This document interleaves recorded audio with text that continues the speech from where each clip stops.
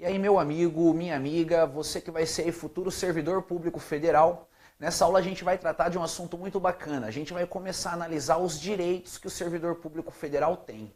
Então, olha só, essa aula é importante porque você vai tomar conhecimento de quais direitos você tá para ter.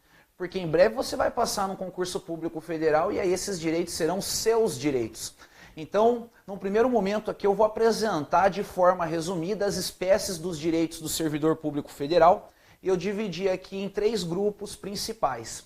O primeiro grupo trata dos direitos de natureza pecuniária. Aqui a gente vai falar dos benefícios financeiros, de dinheiro no bolso do servidor público federal. Depois de analisar os direitos financeiros, a gente vai falar a respeito dos direitos de ausência no serviço público.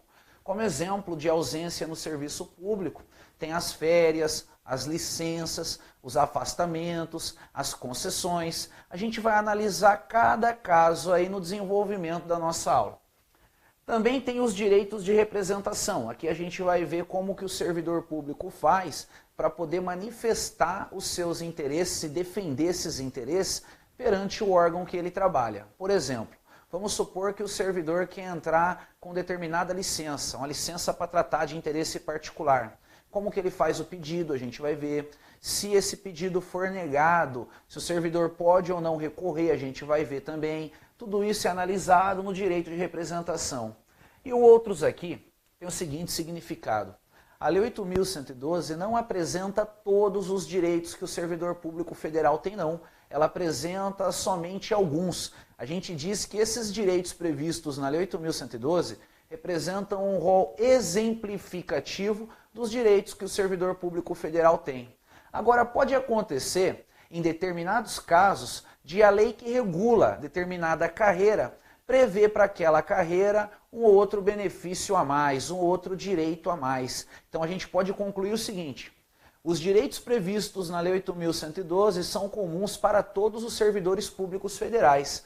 Agora, dentro de cada carreira, a gente pode ter alguma regrinha específica para cada uma delas, desde que essa regrinha específica, tenha previsão ali na lei da carreira. Então a gente viu aqui de maneira resumida o que a gente vai estar tratando nesse assunto aí, direitos do servidor público federal. Um detalhe, a gente vai levar vários blocos para analisar tudo isso.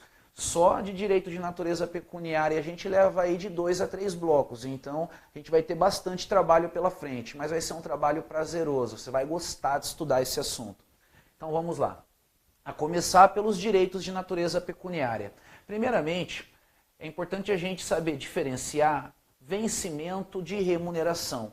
Vencimento é uma coisa, a remuneração é outra coisa. E essas definições despencam em prova de concurso público.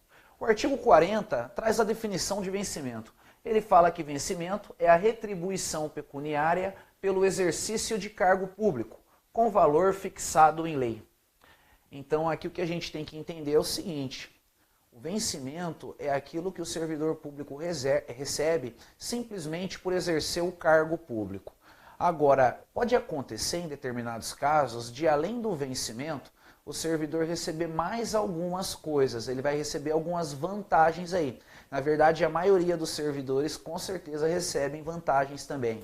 Então a gente vê que o vencimento não é o todo que compõe ali o salário do servidor público federal. O vencimento é só uma parte do salário do servidor público federal. E quem vai definir o valor do vencimento é uma lei. Então, muito cuidado aqui.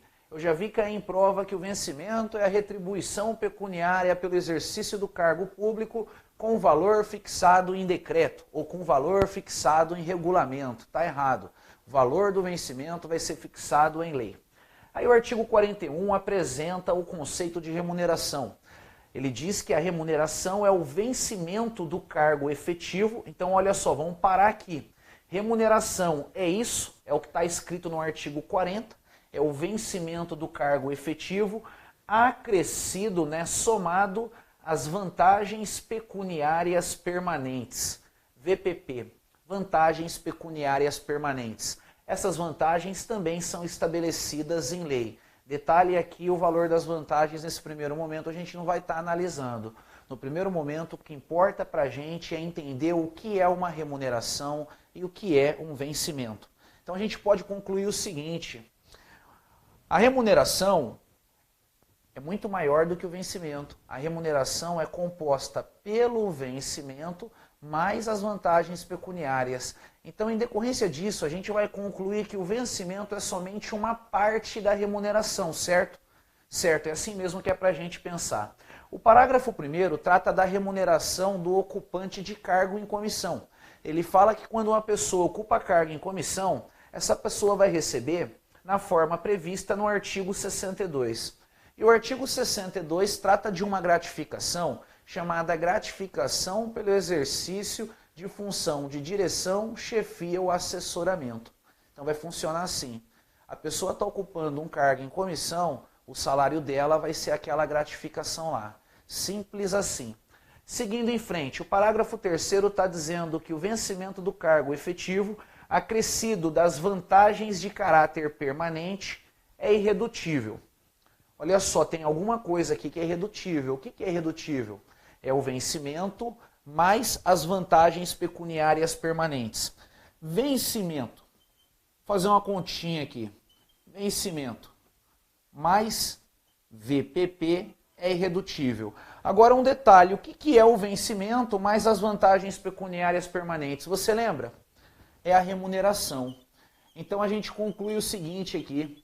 A remuneração do servidor é irredutível. Se cair na sua prova só que o vencimento do servidor é irredutível, não, calma lá, é a remuneração. Agora, se cair em prova vencimento mais vantagens pecuniárias permanentes irredutível, aí você considera correto.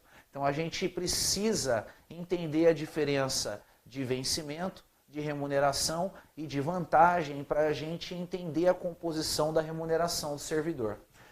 Vamos continuar a análise aqui da remuneração, um segundinho só, para a gente dar uma limpada no quadro. Beleza. Seguindo em frente aqui, o parágrafo 4º está dizendo que é assegurada a isonomia de vencimentos para cargos de atribuições iguais ou assemelhadas do mesmo poder ou entre servidores dos 3 poderes, ressalvadas as vantagens de caráter individual e as relativas à natureza ou ao local de trabalho. Essa regrinha do parágrafo 4º, ela, nos últimos tempos, tem caído bem pouco em prova, raramente ela cai em prova. E o que ela faz é tratar da equiparação da remuneração de servidores que têm atribuições assemelhadas. Por exemplo, o certo seria que um analista que trabalha para o Poder Executivo ganhasse o mesmo valor que um analista que trabalha para o Poder Judiciário e que estes ganhassem o mesmo valor de um analista que trabalha no Poder Legislativo. Se a função é técnica, o adequado seria que o técnico que trabalha em um poder ganhasse o mesmo que o técnico que trabalha em outro poder, e assim sucessivamente. Agora, detalhe, na prática isso aqui é letra morta, na prática não funciona assim não. Na prática você vai ver quando ganha um analista do Poder Legislativo Federal, ele ganha mais do que um juiz se marcar. Você pega para ver quanto ganha um analista do Poder Executivo, ganha lá embaixo, ganha bem pouquinho comparado com o analista do Poder Legislativo. O analista do Poder Judiciário está no meio termo ali. Então, olha só, a Lei 8.112 e também a Constituição Federal prevêem a equiparação remuneratória, mas na prática essa equiparação remuneratória ainda não aconteceu. Agora, lembre-se que quando você vai fazer questão de prova, você tem que responder a questão de acordo com a lei. Então, se cair na sua prova lá que é prevista a equiparação remuneratória entre servidores do mesmo poder ou entre servidores de outros poderes, você considera correto, né? Isso de acordo com a letra da Constituição Federal e também da Lei 8.112. Regrinha do parágrafo 5º cai muito em prova, toma cuidado com ela. Nenhum servidor receberá remuneração inferior ao salário mínimo. Olha só, a remuneração do servidor público não pode ser inferior ao salário mínimo. Agora detalhe, lembra lá, o que é remuneração? Remuneração é vencimento mais vantagem pecuniária permanente. Aí eu pergunto para vocês, se caísse na sua prova, o vencimento do servidor não pode ser inferior ao salário mínimo. Isso está certo ou errado? Isso aí, isso está errado. O vencimento pode ser inferior ao salário mínimo. Essa parcelinha da remuneração pode ser inferior ao salário mínimo. É a remuneração, o bolão lá, que não pode ser inferior ao salário mínimo, beleza? Agora, uma observação importante, a gente falou até agora de vencimento e de remuneração, mas você já deve ter ouvido falar em algum momento aí de um negócio chamado subsídio. Alguns servidores públicos não recebem pelo sistema de remuneração. Alguns servidores públicos recebem pelo sistema de subsídio. Um exemplo disso acontece com os agentes políticos, policiais federais, policiais rodoviários federais, auditores da Receita Federal. Esse pessoal recebe pelo sistema de subsídio. O subsídio é formado por uma parcela única. Funciona assim, ó. Enquanto a remuneração é igual ao vencimento mais as vantagens pecuniárias permanentes, quem recebe por subsídio só recebe o subsídio, não tem mais nada. A composição toda do salário desse cara é o subsídio. Aqui não tem que somar vantagem. A gente pode dizer que no subsídio, em regra, não tem vantagem. Vou colocar aqui, em regra, não tem vantagem. Essa é a grande diferença. A Lei 8.112 não trata do pagamento de subsídio, mas mesmo assim eu acho pertinente aí você conhecer essa expressão, saber o que significa, porque se você quer se aperfeiçoar nesse mercado de concurso, tem que saber, não adianta, tem que saber. Então, bom, a gente viu aqui a composição da remuneração do servidor, agora a gente vai ver o teto remuneratório do Serviço Público Federal. Detalhe, hein? Lá na Constituição Federal, no artigo 37, tem uma regrinha que trata de teto remuneratório. Aquele teto remuneratório da Constituição é aplicado para todos os servidores públicos. Ali a gente tem servidor federal, servidor estadual, servidor municipal. Aqui não. A Lei 8.112 é só para servidor federal. Então a gente vai ver qual é o máximo que um servidor público federal pode receber.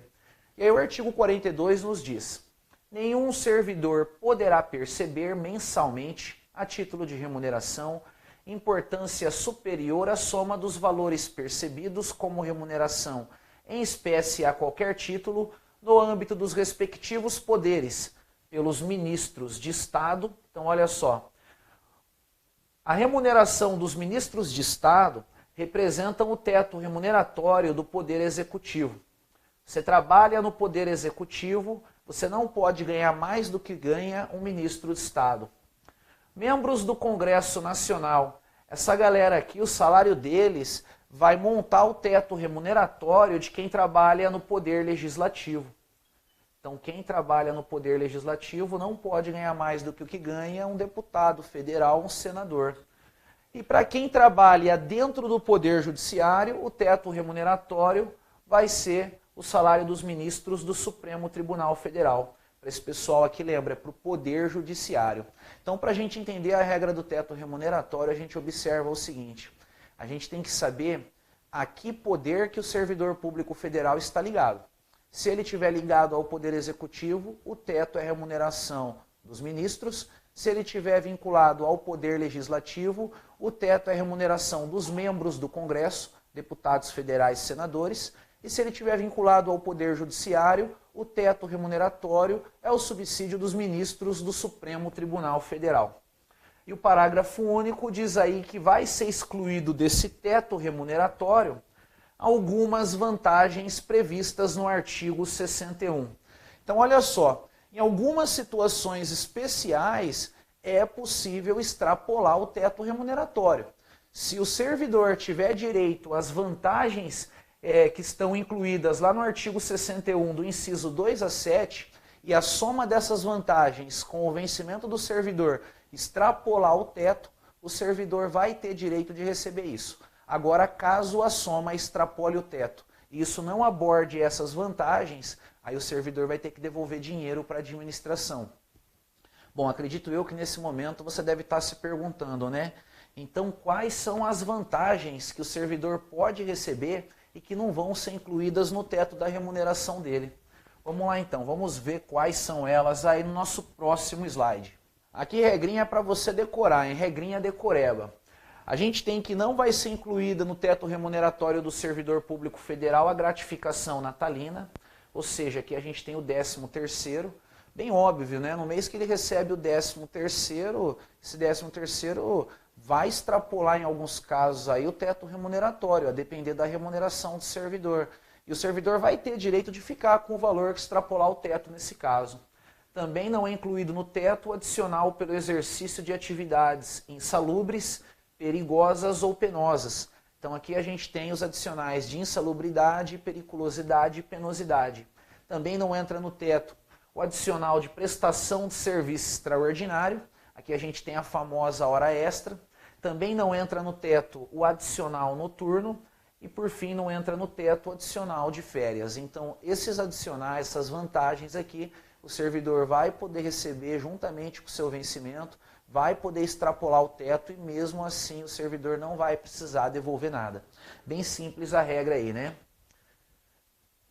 Então você está vendo aí que até quando existe um teto que fala não pode ganhar mais do que tanto, a gente ainda vê que tem um monte de situação que pode. Ser servidor público é bom. Continuando aí, vamos analisar hipóteses onde pode ocorrer a perda da remuneração do servidor. O servidor perderá a remuneração do dia em que faltar ao serviço sem motivo justificado. Pô, regrinha lógica essa, né? Quem trabalha na iniciativa privada é igualzinho. O cara faltou no serviço sem motivo injustificado, perde a remuneração do dia. O servidor também poderá perder uma parcela da remuneração diária proporcional aos atrasos, ausências injustificadas, ressalvadas as concessões de que trata o artigo 97 e saídas antecipadas. Então, muita calma nessa hora. Vamos supor aí que o servidor atrase para chegar no trabalho, ou então vai embora do trabalho mais cedo. Proporcionalmente ao período que ele ficar ausente, aí ele vai perder parcela da remuneração dele. Agora um detalhe, tem uma hipótese aqui que ele não perde nada, salvo na hipótese de compensação de horário até o mês subsequente ao da ocorrência a ser estabelecida pela chefia imediata. Então, um exemplo, vamos supor que o servidor esteja passando por um problema lá particular, num determinado momento, e em decorrência desse problema o servidor tenha que chegar atrasado no trabalho durante umas 3 vezes em uma determinada semana. Ele combina com o chefe dele lá, ele, ó, chefão, é o seguinte, eu sei que o certo é estar aqui na hora, mas eu estou com um problemão lá, eu preciso resolver, eu vou ter que me atrasar para o trabalho durante 3 dias aí. Mas eu quero compensar esse atraso meu, eu quero trabalhar em um outro dia, venho na folga, eu faço qualquer coisa para compensar. Se essa compensação for aceita para acontecer até o mês subsequente ao da ocorrência da ausência, aí o servidor não vai perder nada não. Então ele só vai perder alguma coisa aí quando o atraso ou então quando a saída antecipada é injustificada e não tem nenhum acordo de compensação com a chefia imediata desse servidor. O parágrafo único diz que as faltas justificadas decorrentes de caso fortuito ou de força maior poderão ser compensadas a critério da chefia imediata, sendo assim consideradas como efetivo exercício. Então a gente viu aqui no inciso 1 do artigo 44 que as faltas do servidor, quando injustificada, vão levar à perda da remuneração do dia. Agora pode acontecer do servidor faltar e essa falta ser considerada decorrente de caso fortuito ou de força maior.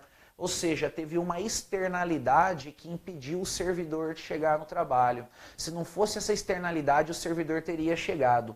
Quando isso acontece, o servidor pode negociar com a autoridade superior dele a compensação do horário. Agora um detalhe, em caso fortuito ou força maior, a administração não é obrigada a permitir a compensação do horário. A administração pode permitir a compensação. Então isso vai depender da subjetividade do administrador público aí no caso concreto. Então a gente acabou de ver aqui hipóteses onde vai ocorrer perda da remuneração ou então perda de parte da remuneração do dia do servidor público federal. E agora vamos falar um pouquinho dos descontos da remuneração. Salvo por imposição legal ou mandado judicial, nenhum desconto incidirá sobre a remuneração ou o provento do servidor. Então, para ter desconto na remuneração do servidor, tem que ser um desconto previsto em lei ou então tem que ser caso de mandado judicial. Por exemplo, o servidor se separou e aí vai ter que pagar a pensão. Vai ter um mandado judicial, determinando o desconto da parcela da pensão da remuneração do servidor. Sem imposição legal, mandado judicial, em regra nada pode ser descontado da remuneração. Você deve estar pensando aí, esse tal de provento, o que significa provento? Provento é o recebimento feito de valor pecuniário pelo aposentado. A gente pode dizer aí de maneira simplificada que provento é o nome dado para a remuneração do aposentado. Quando o servidor está na ativa, ele recebe remuneração. Quando ele está aposentado, ele recebe provento. Simples assim. Continuando aqui, a gente tem aqui algumas regrinhas ainda relacionadas ao desconto da remuneração.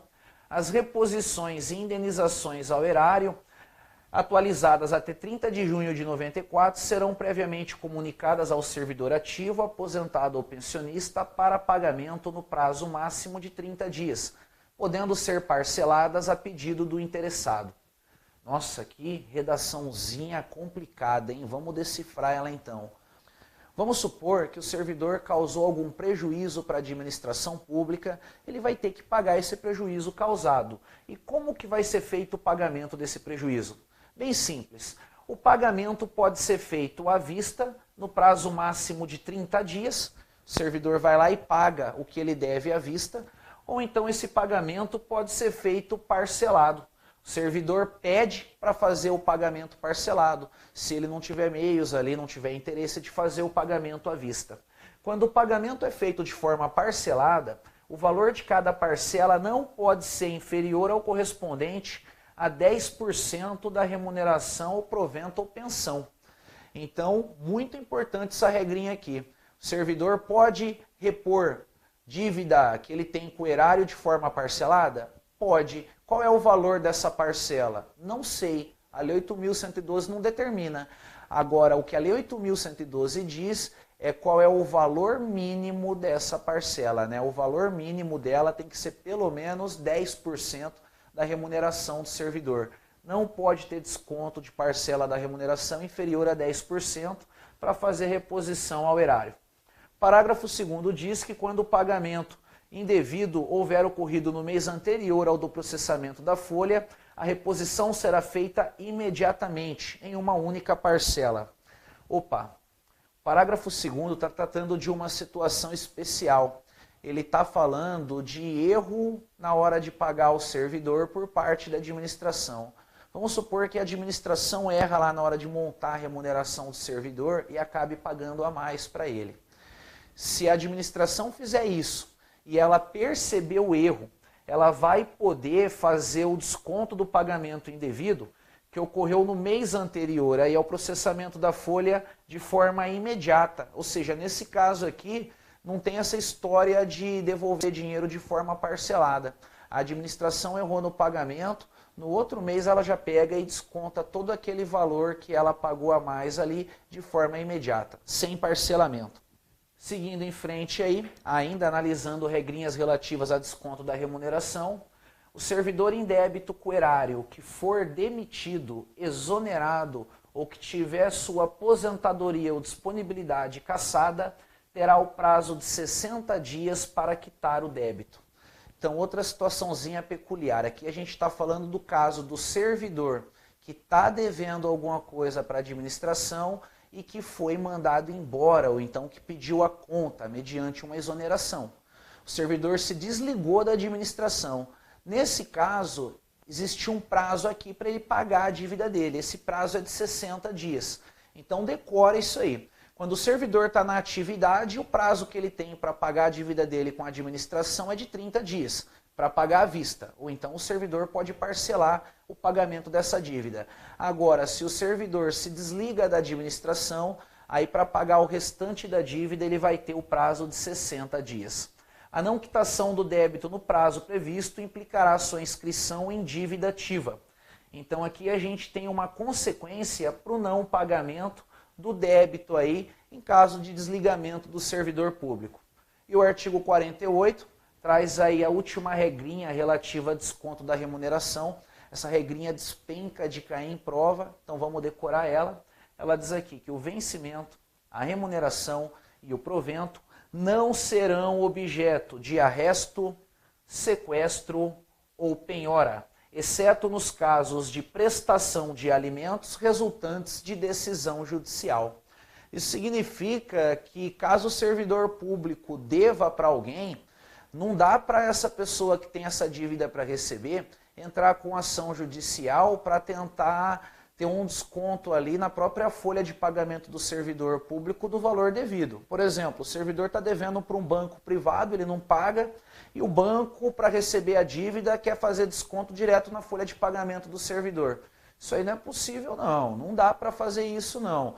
Existe um negócio chamado consignado, né, que é o servidor fazer empréstimo consignado, é outra coisa. Aí eu estou falando do servidor que já está devendo e a empresa entra com uma ação para poder ter desconto na folha de pagamento do servidor. Isso não rola. O que a Lei 8.112 fala é que o desconto que pode ter da remuneração do servidor é um desconto relacionado à prestação de alimentos, isso quando resultante de uma decisão judicial. O juiz determina que o servidor vai ter que pagar a pensão alimentícia aí. Então dá uma decorada nesse artigo 48, como eu disse, ele cai bastante em prova aí. Agora, vamos falar das vantagens. A gente viu que a remuneração do servidor público federal é composta de vencimento mais vantagens pecuniárias permanentes. Então, primeiro vamos analisar aqui o que é uma vantagem para depois a gente ver quais são as permanentes, quais são as que não são permanentes. Primeiro, vamos ver o que é vantagem. Vantagem é todo o ganho de natureza pecuniária que é recebido pelo servidor público em decorrência das atribuições do seu cargo e que podem ou não integrar a remuneração do servidor público federal e que não corresponde ao seu vencimento básico. Bom, bem simples esse conceito, para ajudar você a entender ele, vamos fazer aqui a equação da remuneração do servidor. Remuneração é igual a vencimento mais vantagens, VPP. Vou tirar o PP aqui, vou deixar só V de vantagens. Vantagens. Eu posso pegar e brincar com essa equação aqui, ó. Vou jogar a vantagem para cá. Menos vantagem mais remuneração vai ficar igual a vencimento. Vamos jogar a remuneração para o lado de lá. Menos vantagem igual a vencimento menos remuneração. A gente quer o que é vantagem, tá? Vantagem negativa aqui, então vamos multiplicar por menos 1. Vai dar certo a matemática aqui. Vantagem é igual a remuneração menos o vencimento. Ou seja, a vantagem é tudo que o servidor recebe que não é o vencimento dele. Pega a remuneração, tira o vencimento, o resto é vantagem. Todo o dinheiro que brilhou no bolso do servidor e que não é vencimento é vantagem. Fácil isso, né? Muito simples. Então a gente viu aqui um conceito que explica o que é vantagem. Agora, na sequência, vamos pegar e ver aí quais são as espécies de vantagens. Elas são apresentadas no artigo 49, que diz o seguinte: além do vencimento, poderão ser pagas ao servidor as seguintes vantagens: indenizações, gratificações e adicionais. Então decora isso: indenizações, gratificações e adicionais. E o parágrafo 1º e o parágrafo 2º caem demais em prova. Olha só, o parágrafo 1º está dizendo aqui: as indenizações não se incorporam ao vencimento ou provento para qualquer efeito. Então olha só, a indenização não se incorpora ao vencimento. Não tem nenhum caso que a indenização vai ter caráter permanente. A indenização tem caráter transitório. Já as gratificações e os adicionais, segundo o parágrafo 2º, eles podem ou não ser incorporados ao vencimento do servidor. Então, tem caso que gratificação e adicional tem caráter permanente, é incorporado à remuneração. Tem caso que gratificação e adicional tem caráter transitório, não é incorporado à remuneração. E como que esse assunto cai em prova? Bem simples. Cai lá. As vantagens podem ser incorporadas. Está errado. As indenizações podem ser incorporadas. Gratificações e adicionais não podem ser incorporadas. Está errado. É só memorizar. Indenização não incorpora. Gratificação e adicional pode ou não ser incorporado. E aí a última regrinha que a gente tem para falar aqui nesse primeiro momento a respeito das vantagens é a do artigo 50, uma regrinha que também tem uma similar na Constituição Federal, e ela diz o seguinte: as vantagens pecuniárias não serão computadas nem acumuladas para efeito de concessão de quaisquer outros acréscimos pecuniários ulteriores sob o mesmo título ou idêntico fundamento. Ou seja, de maneira resumida e simplificada, o artigo 50 está falando que o servidor não pode receber uma determinada vantagem em cima dela mesma. Por exemplo, o servidor está recebendo uma insalubridade porque ele trabalha em uma determinada localidade onde ele está exposto a risco ali que gera o direito à insalubridade, e ele é removido para outra localidade que também dá o direito de receber uma insalubridade. Aí ele querer alegar que em decorrência dessa remoção, ele tem direito a receber uma insalubridade nova. Isso aí não existe. Não dá para você somar uma vantagem pecuniária em cima dela mesma. As vantagens pecuniárias, elas têm por base o vencimento básico do servidor público federal. Eu recomendo que você passe bastante tempo lendo esse artigo 50. Ele já apareceu em muita questão de prova. Geralmente a questão tira a palavra não, fala que as vantagens elas serão computadas e acumuladas para efeitos de concessão de quaisquer outros acréscimos pecuniários ulteriores. Então tirou o não, tirou o nem, está errado. Manteve o não, manteve o nem, está certo. Dá atenção para o artigo 50. Bom, nesse primeiro bloco, nosso objetivo foi alcançado, que era de apresentar para você de maneira bruta aí como que é composta a remuneração do servidor público federal. E aí nesse contexto a gente viu ali o que é vencimento, a gente viu o que é remuneração, vimos o que é subsídio, vimos o que é provento e vimos o que é vantagens e quais são as vantagens. No nosso próximo bloco a gente vai começar a analisar as vantagens espécie. Então eu aguardo você para em breve a gente dar continuidade ao nosso estudo. Até mais e fique com Deus.